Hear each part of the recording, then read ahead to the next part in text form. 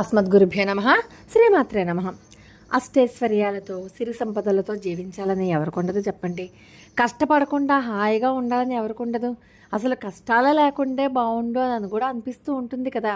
కానీ మరి అష్టైశ్వర్యాలతో సుఖ సంతోషాలతో జీవించాలి అంటే మనం కూడా అంతో ఇంతో కష్టపడాలి కదా, శారీరక శ్రమ చేయాలి కదా. ఎంతసేపు అదృష్టాన్ని నమ్ముకుంటే ఎలాగని చెప్పండి. ప్రతి ఒక్కరికి అనిపిస్తుంది అదృష్టం కలిసి రావాలని, కానీ అందరికీ అదృష్టం కలిసి వస్తుందా? ఎవరో ఉంటారు అదృష్టవంతులు, వారికి మాత్రమే కదా అదృష్టం కలిసి వస్తుంది. మరి మన శాస్త్రాలలో చెప్పబడిన కొన్ని ముఖ్యమైన నియమాలను కనుక పాటిస్తే ఏమో ఆ అదృష్టం మనకి కూడా కలిసి వస్తుందేమో, మన తలరాతని మనమే మార్చుకోవచ్చేమో. అంటే మన భర్త ఆదాయం పెరగాలి అన్నా, ఇంటి సంపద రెట్టింపు అవ్వాలన్నా, ప్రతి ఒక్కళ్ళు కూడా ఆనందంగా సంతోషంగా అష్టైశ్వర్యాలతో జీవించాలి అన్నా మనం కూడా కాస్తో కోస్తో కొంత పరిశ్రమలు చేయాల్సి ఉంటుంది, కొన్ని రెమెడీస్ పాటించాల్సి ఉంటుంది. ముఖ్యంగా ఇంటిలో వాస్తు సరిగ్గా ఉందా లేదా అని చూసుకోవాలి. మనం ఇప్పుడు అష్టైశ్వర్యాల గురించి మాట్లాడుకుంటున్నాం కాబట్టి మొట్టమొదట మనం ఇంట్లో పెట్టుకునేటటువంటి బీరువా ఏ దిశలో ఉంది, ఏ స్థానంలో ఉంది అది జాగ్రత్తగా చూసుకోవాలి. నైరుతి మూలలో బీరువా ఉండాలి, లేకపోతే ఉత్తరముఖంగా బీరువా ఉండాలి, అది చూసుకోవాలి. లేకపోతే ఆర్థిక కష్ట నష్టాలు ఏర్పడతాయి కదా. చాలామందికి ఇళ్లల్లో శ్రీ యంత్రం ఉంటుంది, కుబేర యంత్రం ఉంటుంది. అమ్మవారు కుబేరుడు ఇద్దరూ కూడా సంపదలకి అధిపతులే. మరి వీళ్ళు ఉన్నప్పుడు ఆ యంత్రాలను ఎంత నియమనిష్టలతో మనం పూజించాలి. వాటికి కనుక నియమనిష్టలతో కనుక పూజించకపోతే అవి మళ్ళీ వ్యతిరేక ఫలితాలను ఇవ్వచ్చేమో కదా. కాబట్టి ఈశాన్యంలో ఎవరైనా కనుక మీరు చెప్తే ఈశాన్యంలో కుబేర యంత్రాన్ని భూమిలో స్థాపించేసుకోండి.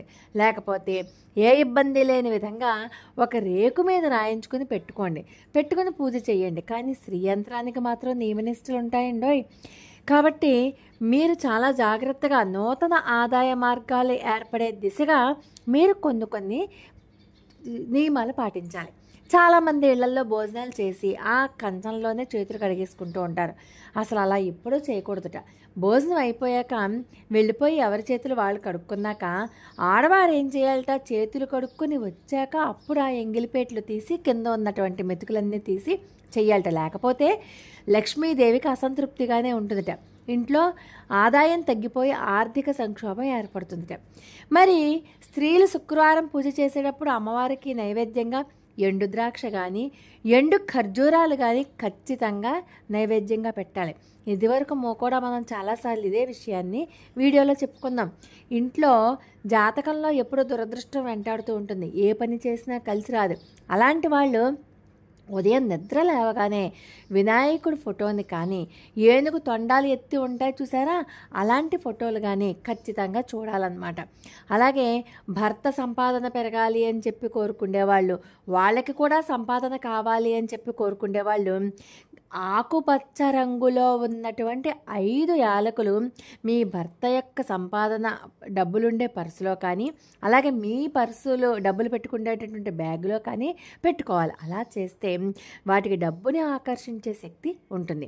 అలాగే భర్త యొక్క క్షేమం కోసం ఖచ్చితంగా వివాహమైనటువంటి ఆడవాళ్ళు ఎప్పుడూ కూడా గాజులు వేసుకోవాలి. గాజులు వేసుకునే ఆనవాయితీ ఉన్నవాళ్ళు, ఆనవాయితీ లేదనుకోండి ఆకుపచ్చ రంగు గాజులు, మెటల్ గాజులు అంటారు కదా, ఆ గాజులు వేసుకోండి. ఆకుపచ్చ అన్నది ఎప్పుడూ పచ్చదనాన్ని సూచిస్తుంది. లేకపోతే ఆకుపచ్చ, పసుపు పచ్చ ఆ 2 రకాల గాజులు కనుక వేసుకుంటే భర్త ఆదాయము పెరుగుతుంది, అలాగే సంపాదన కూడా పెరుగుతుంది. మరి ఈ గాజుల సంగతి వచ్చింది కాబట్టి ఒక విషయం మనం మాట్లాడుకుందాం. ఎట్టి పరిస్థితులలోనూ మంగళవారం శుక్రవారం రోజుల్లో మట్టి గాజులు కొనకూడదు అంటారు. కొన్ని ప్రత్యేకమైనటువంటి పరిస్థితులలో గాజులు కొనుక్కోవచ్చు కూడా. అలాగే పుట్టింటికి వెళ్తారు కదా వివాహమైనటువంటి స్త్రీలు, వాళ్ళు పుట్టింటి నుంచి కనుక నెమలి పింఛాన్ని తెచ్చుకున్నట్లయితే భర్త ఆదాయం పెరుగుతుందట. పుట్టింటి నుంచి పొరపాటును కూడా పచ్చళ్ళు తెచ్చుకోకూడదుట, అది ఇంటికి పేదరికాన్ని ఆహ్వానిస్తుంది.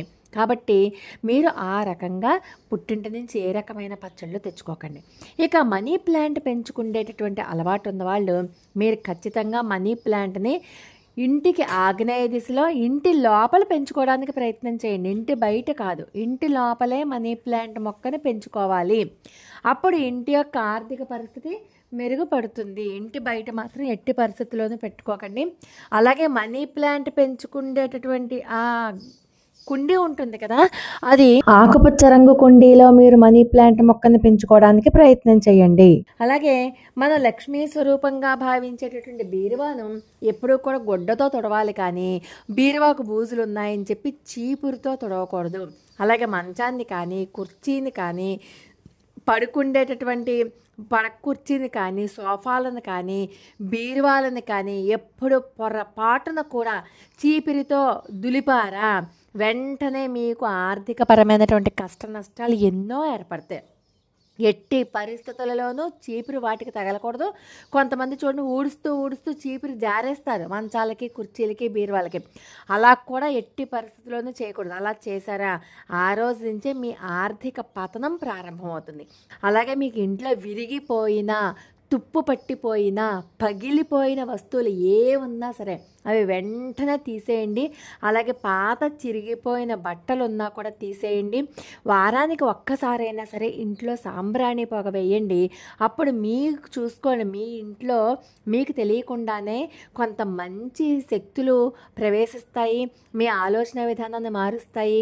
మీకు ఇంతకుముందు చెప్పుకున్నట్లుగానే అష్టైశ్వర్యాలు, భోగభాగ్యాలు లాంటివి రావడానికి అనుకూలమైనటువంటి రోజులు వస్తాయి. మీ ఇంట్లో ఏనుగు విగ్రహాలు ఉంటే సరే, లేకపోతే తొండం ఎత్తి పెట్టుకున్నటువంటి ఏనుగు విగ్రహాన్ని తెచ్చుకోండి. తొండం కిందకు ఉన్నటువంటి ఏనుగు విగ్రహం కాకుండా అవి కూడా జత తెచ్చుకోండి. ఒక్కటి కాదు, 2 తెచ్చుకోండి. అలా తెచ్చుకున్నట్లయితే అవి ఇంటికి ధనాన్ని ఆకర్షించే విధంగా మిమ్మల్ని ఆశీర్వదిస్తాయి అన్నమాట. అలాగే ప్రతి శుక్రవారం పెళ్ళైన ఆడవారు ప్రతి శుక్రవారం మర్చిపోకుండా మంగళసూత్రాలకి, అలాగే కాళ్ళకి కూడా పసుపు రాసుకోండి. ఆ పాపిట్లో కుంకుమ పెట్టుకోండి. ఖచ్చితంగా అలా చేసినట్లయితే స్త్రీలకు ఎటువంటి వైధవ్యము రాదు, సౌభాగ్యం వర్ధిల్లుతుంది, భర్త ఆయుష్ పెరుగుతుంది. చక్కగా మీరు గడపలకి, గుమ్మాలకి పసుపు రాసుకున్నా కూడా లక్ష్మీప్రదం కాబట్టి ఇంట్లో దైవశక్తులు ప్రవేశిస్తాయి. మీ ఇల్లంతా కూడా అఖండమైనటువంటి రాజయోగంలో నిండిపోతుంది. లోకా సమస్త సుఖినో భవంతు.